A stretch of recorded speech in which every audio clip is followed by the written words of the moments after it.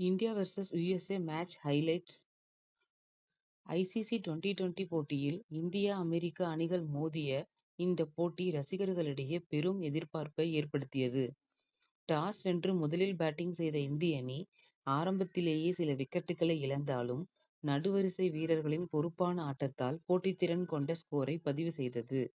முக்கியமாக சூரியகுமார் யாதவ் சிறப்பாக விளையாடினார்.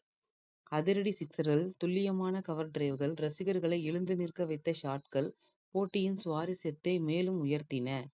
அமெரிக்க அணி பந்துவீச்சிலும் தங்களின் திறமையை வெளிப்படுத்தியது. முக்கிய கட்டங்களில் விக்கெட்டுகளை வீழ்த்தி இந்திய அணிக்கு மிக அழுத்தத்தை கொடுத்தது.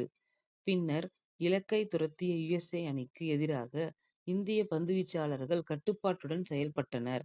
பவர் பிளே மற்றும் நடுப்பகுதியில் தொடர்ச்சியான விக்கெட்டுகள் வீழ்ந்தது போட்டியின் திருப்பு முனையாக அமைந்தது.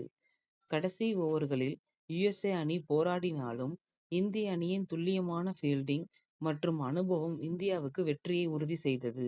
இதன் மூலம் இந்திய அணி யுஎஸ்ஏ அணியை வீழ்த்தி முக்கியமான வெற்றியை டுவென்டி போட்டியில் பதிவு செய்தது.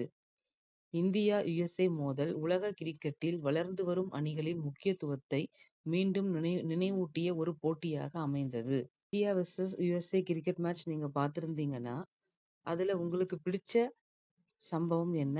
யாருடைய ஆட்டம், யாருடைய பவுலிங் உங்களுக்கு சிறப்பா இருந்ததுன்னு நீங்க நினைக்கிறீங்க?